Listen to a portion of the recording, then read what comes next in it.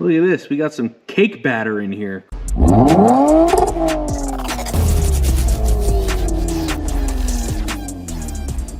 What's going on, guys? Stefan here with you, S&E's Garage. It's a frigid 20-degree night here in New Jersey. We got our wood stove cooking, and in front of us, we have our latest purchase. Not that, but this. This is a 2016 Mazda 6, and we're gonna share it with you today. So what we have here is a 2016 Mazda 6. This is a big moment for us here on the channel. This is the most expensive car that we have ever purchased to flip. It is also one of the newest cars that we've ever purchased to flip, and it's probably one of the nicest. And we wouldn't be here doing this if it were not for you guys. So thank you all so much for watching. Watching us, do these cars and these videos. It helps us more than you know. With that being said, this car runs, this car drives, but it has a major problem, and we're going to show you that today. But first, let's go ahead and take a walk around it. You'll see this is a one owner, no accident, clean title car. This is a very, very, very nice car. It's a shame that it has, what's going on with it going on, because if it weren't for that, this car would be prime time. You'll see here there's a couple of light scratches on the fender. This is actually just paint transfer. There's no dents here. I can buff that right out. That's going to clean right up. The body on this car is as straight as an arrow, and it is in very nice shape. Now, typically you see us do Hyundais and Toyotas. This Mazda is a little bit outside of our wheelhouse, but it is still an import. This car was made in Japan, even though it might have been under Ford's umbrella. I'm not sure when Ford stopped influencing Mazda's cars. But let's go ahead. Number one, check out the inspection sticker. That is a current inspection sticker, which is huge. It's one less thing that we have to do once we get this thing fixed. We did go ahead and vacuum it and kind of wipe down the interior because it was a little messy. It did sit for a while. But you'll see here, this car is in beautiful shape. We have a little bit of bolster wear here on the seat. Nothing crazy, but it doesn't smell bad. It's nice and clean. The dash is in phenomenal shape. And the back seats are also in extremely nice shape. This car shows extremely well. White cars are always really easy to sell. Everyone likes white.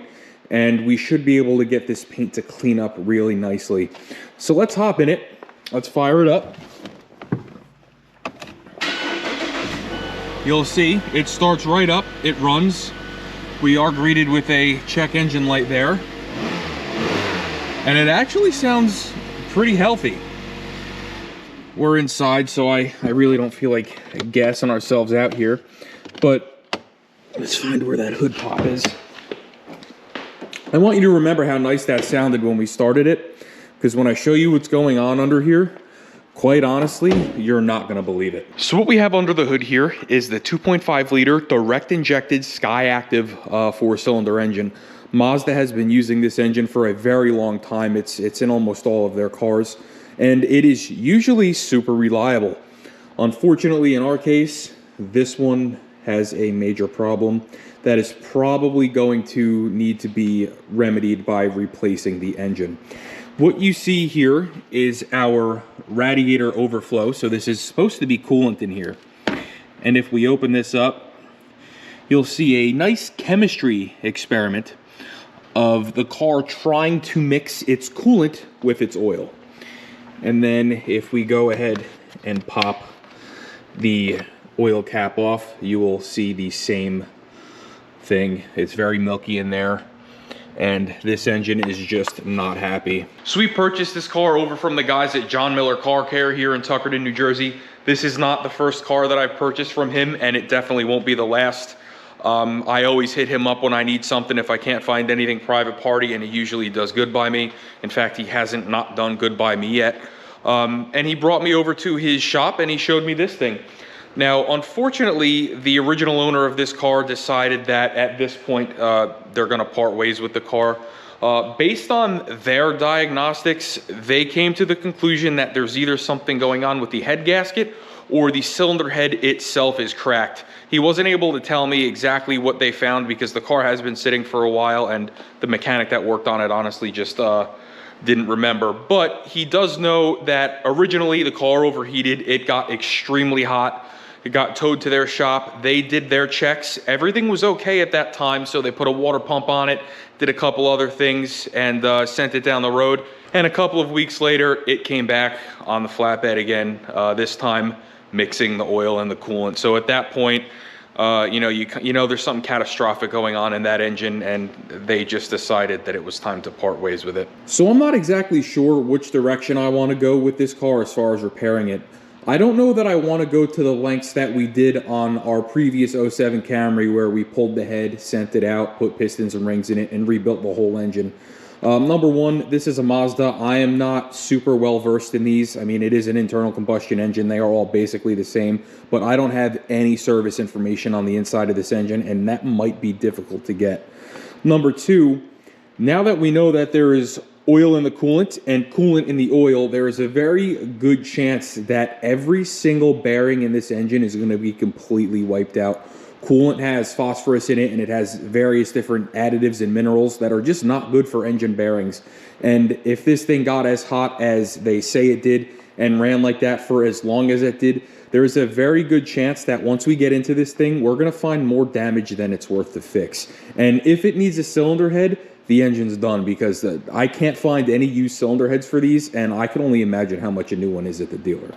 Now, either way, this engine is coming out of the car. We will tear it down. We will find the cause of failure, but I don't know that this exact engine is going to be going in this car. We may find a lower mileage used engine for this car. This car is relatively low mileage. As you saw before, it has about 119,000 miles on it, which in my opinion, it's low mileage. 100,000 miles is the new 50,000 miles in my eyes, because most cars nowadays without any maintenance should be seeing 200,000 miles easily.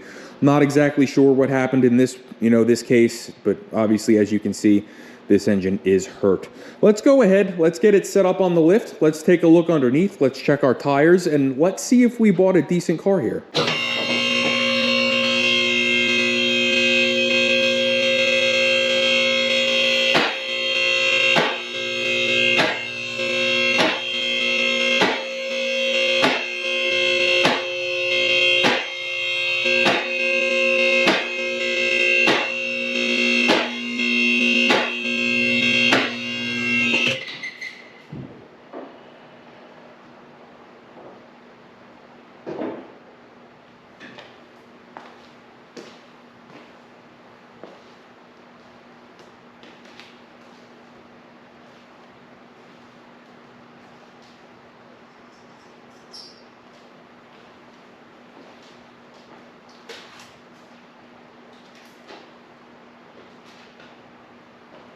So far, I like what I'm seeing under here.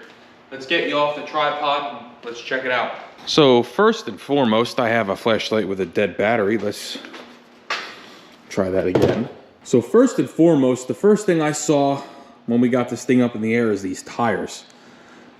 These tires are brand new. I don't see any tread wear on these at all.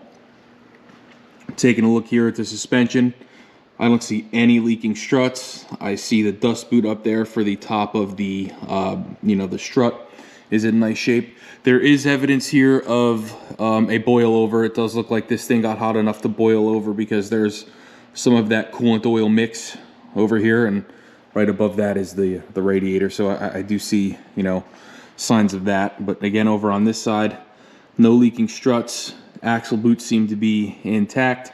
And I did briefly drive this. I didn't hear any suspension noises, no clunks, no clanks, nothing like that. Our control arm bushings look to be in nice shape. And I don't see any real rust under here. This exhaust is actually in really nice shape. You see it's stainless steel. It's still looking very nice. And then come back here to our back tires, which again are also brand new. So whoever gets this car when we're done with it is gonna get like a super nice car with some nice new tires on it. I can't really see the brakes that well. We may have to put a set of brakes on this, because the brake fluid does look a little bit low. Usually when the brake fluid's low, it does indicate that the brakes are beginning to wear to a point that they need to be replaced. The rotors are a little crusty here, but no, we got a lot of pad life here on the front. So the fronts don't look that bad. which is a nice sign. That means I'm not gonna have to put at least front brakes on it. I wish you could see what I see here. No, they look pretty good. Let's check the back. The back does use an electronic parking brake. Yeah, the back brakes are low. So we may be putting a set of rear brakes on this, which isn't the end of the world. They're relatively cheap. I've done brakes on one of these Mazdas before, and it didn't really break the bank. So everything under here looks pretty good. I'm happy with what I see here. This car is in really nice shape, and I mean it should be. It's only 9 years old, but 9 years in the salt belt can be really hard on cars if they're not maintained. And like I said, this is a one-owner car, so it does look like they took pretty good care of it. So now we've seen underneath it, we've checked it out. We know that it's in pretty nice shape underneath. Newer tires, front brakes are decent. Probably gonna have to do something with the back. We showed you what's going on under the hood, preliminarily at least. Let's go ahead. We're gonna hook up our X-Tool D8. That is the scanner that we use here at the channel. It's our daily driver. And let's go ahead and scan it for codes. Like we saw earlier, the check engine light was on.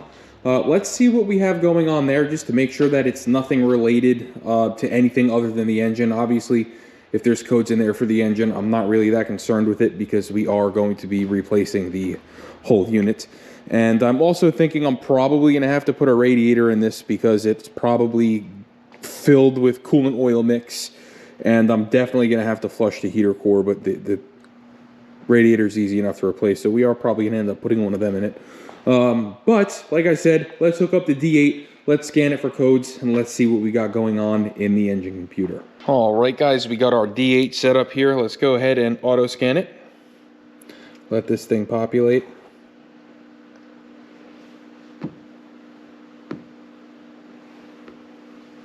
Let's just go ahead and let it scan. Wow, that went fast. Let's see what we've got here. Let's go ahead and go to DTC report. Let's see, we have detected theft, immobilized vehicle.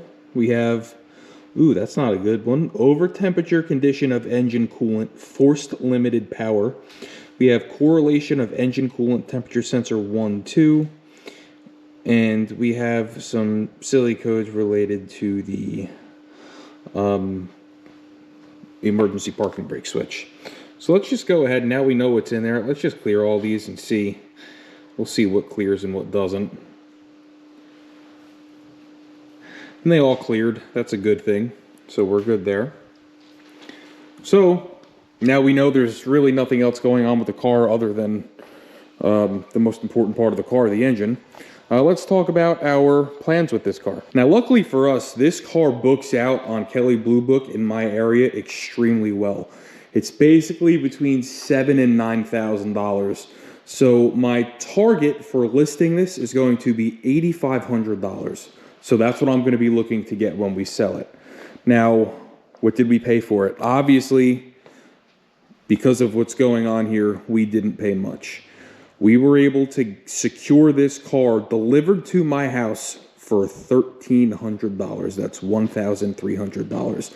That may sound extremely cheap, but I'm going to have to spend a lot of my personal time on this, and we're also going to have to spend a good amount of money. Used lower mileage engine for this car is between $1,800 and $2,200 depending on mileage. So right there, say with delivery and core charge, the engine alone is probably going to cost us around $2,500. So now our $1,300 is now $3,800.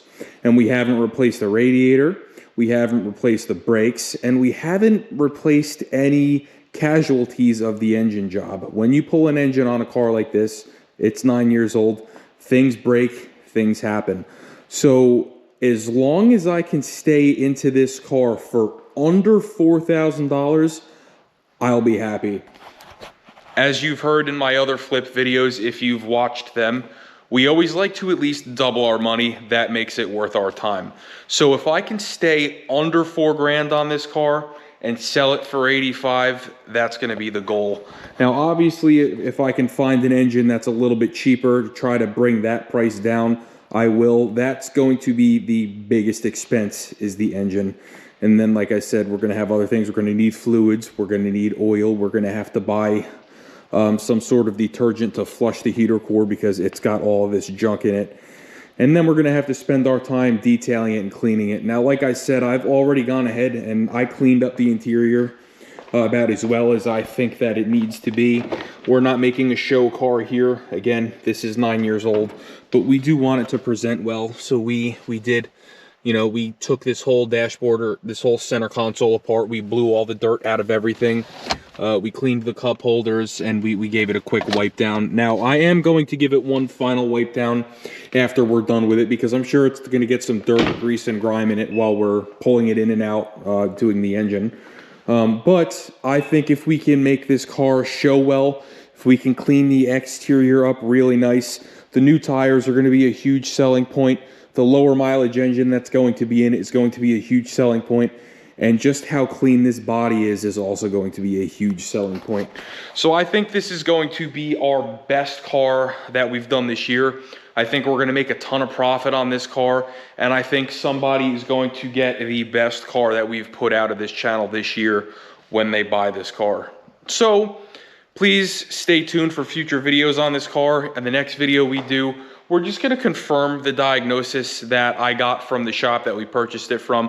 We're going to go ahead, we're going to check compression, we're going to check leak down, we're going to pressure test the cooling system, and we're really going to try to pinpoint what's going on inside of this engine before we replace it. Again, I don't think it's worth it to me and my time to tear this engine down and rebuild it for the use of reusing it. But once it's out of the car, I do think we're going to throw it on the engine stand and tear it down just to see how everything in there looks and, you know, what exactly the failure point was, if we can find it, whether the head is cracked like they suspected or if it's just a blown head gasket or what have you. But please like, share, and subscribe. Stay tuned. We are super excited to bring you more on this car, and we will see you guys next time.